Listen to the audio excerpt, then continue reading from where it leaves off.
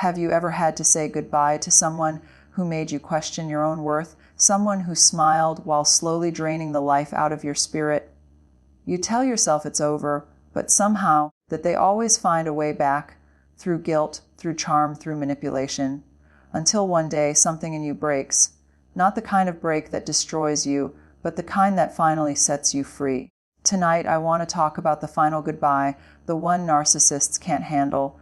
Not the goodbye you text in anger, not the one followed by tears and second chances. I'm talking about the quiet, grounded goodbye that comes after you've found your power again. You see, narcissists don't fear losing you. They fear losing their control over you. The moment you no longer react, no longer explain, no longer defend, something magical happens. They lose access, not to your presence, but to your energy. And that's the goodbye they cannot stand. But getting there, oh, it's messy. It's painful. It's a war between your heart and your self-worth. You'll question yourself 1,000 times. You'll replay every conversation, every gaslit moment, every apology that was really manipulation wearing a kind face. And yet, deep down, there's this whisper, this tiny voice that says, you deserve peace. And when that whisper grows louder than your fear, when you finally choose peace over chaos, that's when you give the final goodbye. Not with rage, not with revenge, but with calm, unshakable dignity. Because the truth is, the most powerful goodbye isn't spoken, it's lived. It's when your silence speaks louder than your pain ever did. When we talk about saying the final goodbye to a narcissist, we have to start by understanding something crucial. Narcissists don't fear losing you. They fear losing control over you. That distinction changes everything, because what they crave isn't love, connection, or authenticity, it's power. The moment you begin to see this clearly, the fog starts to lift. You begin to realize that every apology, every compliment, every dramatic plea to work things out was never about love. It was about maintaining control of your emotions, your energy, and your perception of reality. At the heart of a narcissist's behavior is a deep, hollow insecurity. They build their identity on how much control they can have over others. You become their mirror, the reflection they need to see themselves as superior, wanted, and important. The problem is, the moment you stop reflecting what they want to see, they panic. They feel invisible, irrelevant, even worthless. That's when they start to manipulate harder, love bomb stronger, and guilt trip deeper, because they're fighting to protect that fragile ego hiding behind all the confidence. When you begin to pull away, they sense it before you even say a word. They can feel the shift in your energy, the calm detachment, the lack of reaction, the quiet realization that you don't need their approval anymore. To a narcissist, that silence is terrifying. It means the game is over. It means their control is slipping. And they will do everything in their power to pull you back into their web. They might cry, beg, promise to change, or even pretend to take responsibility. But underneath it all, it's still about power. They're not trying to win you back. They're trying to win their control back. The sad truth is, a narcissist doesn't actually know how to love in a healthy way. They confuse possession with love, attention with connection, and compliance with loyalty. So when you say goodbye, they interpret it as rebellion. They see your freedom as disrespect. They believe you owe them continued access to your heart and your mind. But the moment you step into your power and refuse to engage, they lose their grip, and it feels like death to them. That's why they can't handle it. Your strength, your healing, your self-awareness, all of it becomes a threat to their illusion. They may try to rewrite the story, painting themselves as the victim and you as the cruel, ungrateful one. They might gossip, distort facts, or twist your words, all to protect their image. But remember this, their reaction doesn't define your truth. The louder they scream, the closer you are to your freedom. When you no longer give them your emotional energy, you take away their power source. Every argument you refuse to enter, every text you don't answer, every explanation you don't owe, these are tiny acts of rebellion, but to a narcissist, they're acts of revolution. You're breaking the pattern that kept them in control. And while they will try to provoke you, insult you, or lure you back with false affection, your calm, consistent detachment becomes your greatest weapon. It's not easy to reach this place. You'll have moments when you doubt yourself, when the guilt feels heavy, when you wonder if you're being too harsh. That's what narcissistic conditioning does. It trains you to question your own reality. But healing means learning to trust your truth again. It means realizing that your peace is worth more than their approval. It means knowing that love should never feel like walking on eggshells. Eventually, you'll see that the final goodbye isn't about revenge or proving a point. It's about reclaiming your peace. It's about understanding that you can't fix someone who doesn't want to change. It's about accepting that closure won't come from their apology, but from your decision to stop needing one. And in that moment, when you finally stop giving them your energy, something beautiful happens. You start to feel like yourself again. That's the moment you'll realize the truth. You were never the weak one. You were the one with empathy, with love, with hope. You gave them chance after chance because you believed in their potential, but believing in someone's potential doesn't mean you have to be their victim. The strongest thing you'll ever do is walk away without looking back. When you say the final goodbye, not out of anger, but out of clarity, you reclaim everything they tried to take from you. Your peace, your voice, your self-worth, and while they may never understand it, that's okay. They don't need to, because this goodbye isn't for them, it's for you. It's not about what they lose, it's about what you gain. And that is a kind of freedom they will never be able to handle. Silence and emotional detachment are your greatest power when dealing with a narcissist. For so long, you've probably been conditioned to believe that speaking up, defending yourself, or explaining your side would somehow make things better, that maybe, if you just found the right words, they would finally understand. But with a narcissist, every word you give them becomes fuel. Every emotional reaction becomes proof that they still have control over you. That's why silence is so powerful. It's the one thing they can't manipulate. Narcissists feed on reaction. Whether it's love, anger, tears, or even hate, what matters to them isn't how you feel. It's that you're still feeling something because of them. As long as they can provoke emotion, they know they still occupy space in your mind. Your silence, however, is like cutting off their oxygen. It denies them the emotional supply they need to keep their ego alive. It's not about being cold or cruel. It's about taking back control of your emotional energy. Emotional detachment doesn't happen overnight. It's not about pretending you don't care. It's about genuinely reaching a point where their behavior no longer dictates your peace. In the beginning, it feels unnatural. You'll want to respond, to defend your integrity, to correct their lies, but the more you do, the more you stay trapped in their cycle. Narcissists thrive on chaos because chaos keeps you focused on them. Silence breaks that pattern. It disrupts their control and forces them to face a reality they can't stand. They no longer have access to your emotions. When you choose silence, you're no longer participating in the game. You're not giving them the drama, the attention, or the validation they crave. At first, they'll react strongly. They'll push every button they can find to get a reaction. They'll send emotional messages, play the victim, or use anger to provoke you. But your lack of response will confuse and frustrate them. To them, your silence feels like rejection, and narcissists can't tolerate rejection. They need constant affirmation of their importance, and your detachment tells them the truth. They're no longer significant in your life. It's important to understand that silence is not weakness, it's emotional maturity. It means you've learned that not every battle deserves your energy. It means you're secure enough in your truth that you don't need to prove it to anyone. Narcissists manipulate through emotional engagement. They twist words, distort intentions, and rewrite reality. When you stay calm and detached, you remove the stage on which they perform. You take away their script, their audience, and their applause. There will be moments when your silence feels heavy. You might feel guilty for not responding or worry that you're being cold. That's normal. Narcissists often use guilt as a weapon because they know empathetic people struggle with it. But remind yourself that silence isn't punishment, it's protection. You're not trying to hurt them, you're trying to heal yourself. You've spent enough time explaining, defending, and apologizing for things you never did wrong. Now, you're giving yourself the peace you always deserved. Emotional detachment also means no longer internalizing their behavior. You stop asking questions like, why would they do this? Or, what did I do to deserve this? Because you finally understand it was never about you. Their cruelty, manipulation, and gaslighting are reflections of their own emptiness, not your worth. When you emotionally detach, you stop personalizing their dysfunction. You begin to see their patterns for what they are, a desperate attempt to maintain power over others because they have none within themselves. In your silence, you rediscover strength. You begin to feel grounded again. The same voice they once silenced becomes your inner compass, guiding you toward peace.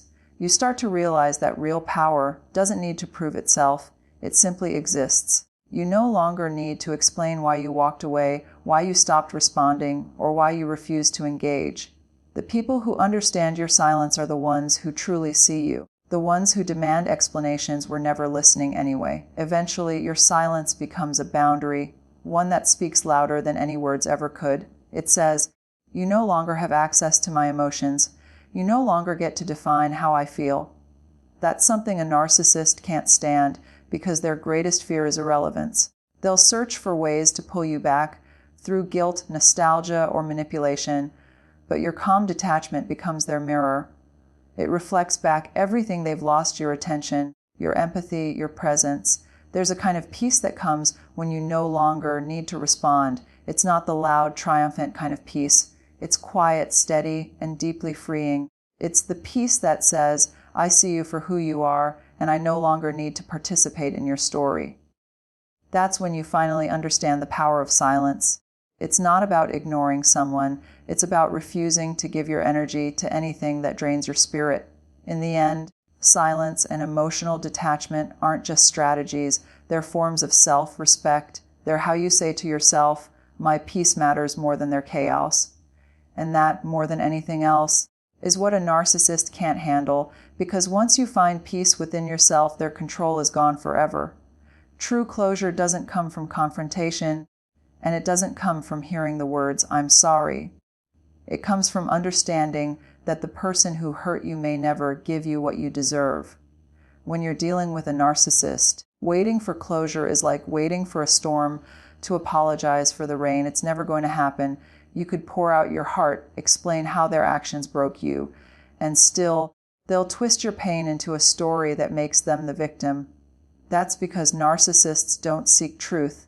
They seek control, and giving you closure would mean acknowledging your worth, which threatens the illusion they've built around themselves. At first, that realization feels unbearable. You want answers, you want validation. You want them to understand the depth of your pain. You want them to see how hard you tried, how much you gave, and how deeply you loved. But narcissists live in denial. Their entire identity depends on never being wrong. So instead of reflecting, they deflect. Instead of apologizing, they blame. They rewrite history to make themselves look like the wounded one and you like the unstable one. You're left spinning, trying to make sense of a story that keeps changing. That's when the most painful truth begins to settle in. Closure isn't something they can give you. It's something you have to create for yourself. When you stop looking for closure in their words, you start finding it in your healing. You begin to understand that closure isn't a conversation. It's a decision. It's the quiet choice to stop chasing explanations from someone who was never capable of honesty in the first place. It's the moment you realize that their silence, their denial, their lack of remorse, all of it says more than any apology ever could. Closure doesn't come from them suddenly changing. It comes from you deciding that you deserve peace, even without their understanding. The healing from a narcissist means learning to sit with the discomfort of not knowing why they did what they did. It means accepting that you may never get the justice or acknowledgement you longed for. And that acceptance, as painful as it is, becomes the foundation of your freedom. Because every time you wait for them to come around, you keep the door cracked open for more pain. True closure is when you finally lock that door, not out of bitterness, but out of love for yourself. You start to see the situation differently. Instead of asking, "Why did they treat me this way?" you begin to ask, "Why did I stay so long trying to make sense of it?" That's not about blame. It's about self-awareness. It's about reclaiming your power. Narcissists thrive when you focus on them. Closure happens when you redirect that focus back to yourself, your growth, your healing, your truth. The answers you've been seeking from them start to appear within you. You begin to realize that the closure you thought only they could give was actually in your hands all along. There's a kind of freedom that comes when you stop needing their validation. You stop replaying the arguments in your head. You stop drafting messages you'll never send. You stop trying to prove that you were good enough. because deep down, you finally understand that nothing you could have done would have changed them. They didn't mistreat you because you were unworthy. They mistreated you because they were incapable of genuine love. That truth is painful, but it's also liberating. It allows you to let go, not with hate, but with clarity. True closure is quiet. It's not a dramatic goodbye or a final confrontation. It's the moment you wake up one day and realize you haven't thought about them in weeks. It's when you feel peace instead of anger, when their name crosses your mind. It's when you stop needing to be understood by the person who was never listening. That's when you know you've truly moved on. It's okay to grieve the closure you never got. It's okay to mourn the version of them you believed in, the future you imagined, the love you hoped was real. But in that grief, something powerful is born, self-respect. You start to see that closure isn't about them finally admitting the truth. It's about you finally accepting reality. You learn to forgive yourself for not knowing sooner, for giving too much, for hoping too long. You realize that your desire for closure came from a place of deep empathy. And that empathy, while it was exploited, is still one of your greatest strengths. When you heal, you no longer need them to validate your story because you've already reclaimed it. You stop being the person they controlled and start being the person you were meant to be before they dimmed your light. The final stage of closure is gratitude, not for the pain, but for the lessons it gave you. Gratitude that you survived, that you woke up, that you learned how to protect your peace. And one day, when the thought of them no longer stings, you'll realize something profound. They never had the power to close your story. You did. And by choosing to move forward without their apology, you give yourself the kind of closure that no narcissist could ever take away. Boundaries are the final act of self-respect when you've dealt with a narcissist. For so long that your life may have revolved around their moods, their needs, their approval, you walked on eggshells to keep the peace, apologized for things you didn't do, and twisted yourself into someone smaller just to avoid their wrath or disappointment. Setting boundaries after that kind of conditioning feels unnatural at first. It almost feels wrong. You've been trained to believe that protecting your peace makes you selfish, but the truth is, boundaries aren't selfish, they're sacred. They are the walls that protect your heart after it's been broken too many times. A narcissist despises boundaries because boundaries expose their lack of control. The moment you say, no, they hear, I no longer belong to you. To them, a boundary isn't a healthy limit, it's an act of rebellion. They will test it, mock it, and guilt trip you for having it. They'll tell you you're being dramatic or cold. They'll accuse you of abandoning them or not being compassionate. But that's just manipulation disguised as emotion. They know your empathy is your soft spot, so they'll use it against you. But every time you stand firm, every time you refuse to bend, you're teaching them something they can't handle. You no longer play by their rules.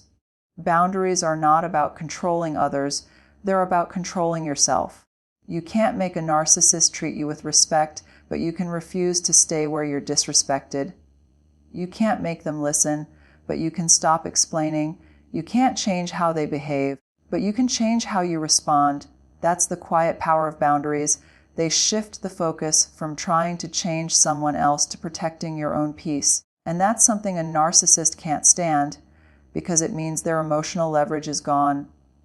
The first time you enforce a boundary, it will feel like an earthquake. They'll push back harder than ever before. They'll provoke you, shame you, or suddenly play nice to lure you into lowering your guard. That's their cycle of manipulation.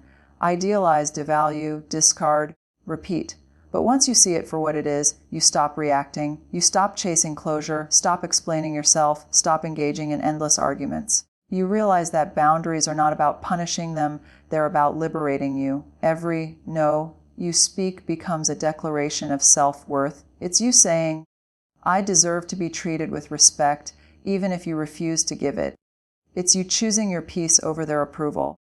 It's you stepping out of the role they wrote for you and stepping into the life you were meant to live. And that's exactly why narcissists can't handle it, because they built their identity on controlling yours. When you no longer depend on their validation, they lose their sense of superiority. You stop being their supply, their mirror, their emotional anchor. To them, that's unbearable. To you, that's freedom. Setting boundaries also means unlearning the idea that love means tolerance. It means realizing that compassion without limits becomes self-destruction. You can love someone and still say, "This is not okay." You can forgive someone and still walk away. You can understand their trauma without making it an excuse for their abuse. That's emotional maturity. That's courage. And that's what boundaries represent, the courage to protect your energy from those who feed on it. At first, your boundaries may feel like walls, but over time, they become gates. They don't just keep harmful people out, they also let the right people in. The ones who respect your no, who value your peace, who don't see your silence as rejection, but as self-care. Boundaries clear space for genuine connection. They filter out manipulation and make room for love that's real. One of the hardest lessons in healing from a narcissist is realizing that boundaries won't change them. They won't suddenly become kind or self-aware because you've set a limit. In fact, they may double down on their behavior, hoping to wear you down, but you'll start to notice something powerful. The more consistent you are, the less their tactics affect you.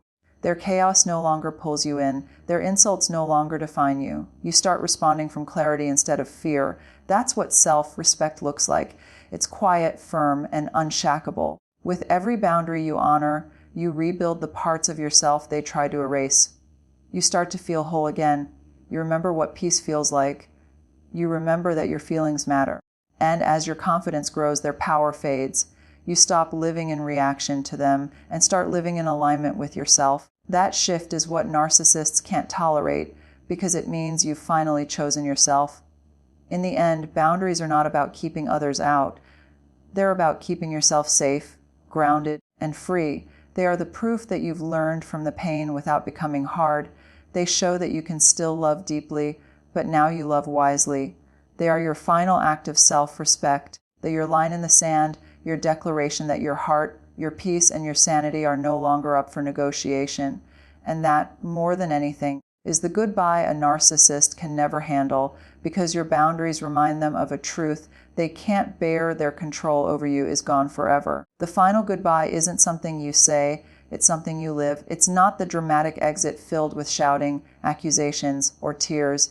It's quiet, steady, and deeply powerful. It's when you finally stop explaining, stop defending, and stop hoping they'll change. It's when you realize that your silence, your peace, and your distance are worth more than their attention ever was. The final goodbye isn't about proving a point. It's about choosing yourself. It's about walking away not because you're angry, but because you've outgrown the chaos. When you've loved a narcissist, you've already said goodbye 100 times.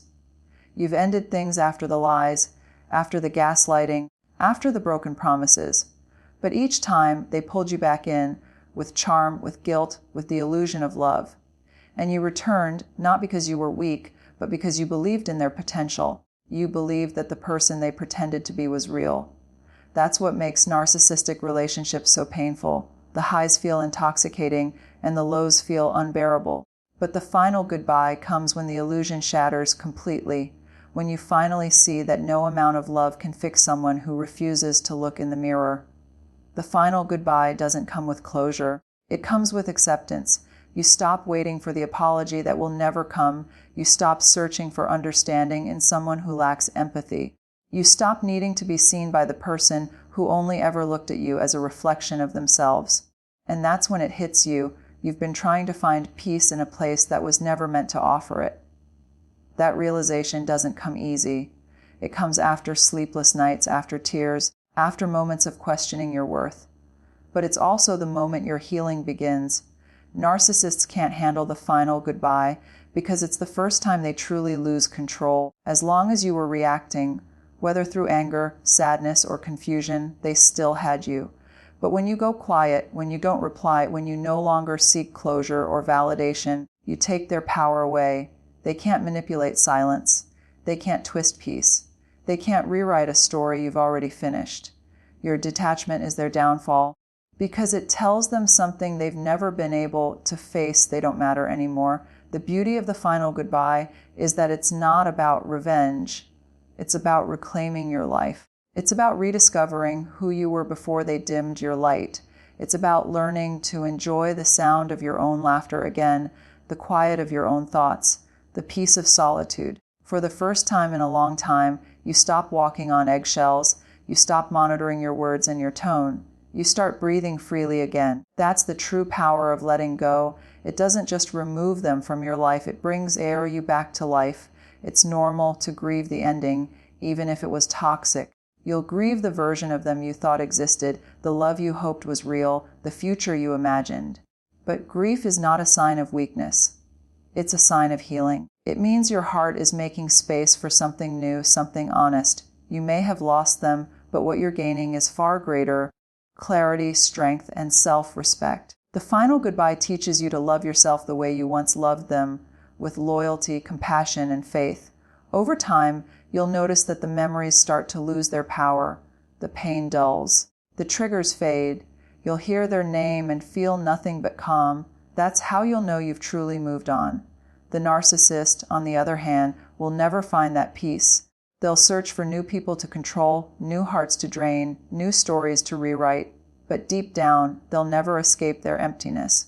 You, however, will have broken the cycle. Living your final goodbye means walking in peace even when they try to stir chaos. It means no longer needing to prove your worth to someone who could never see it.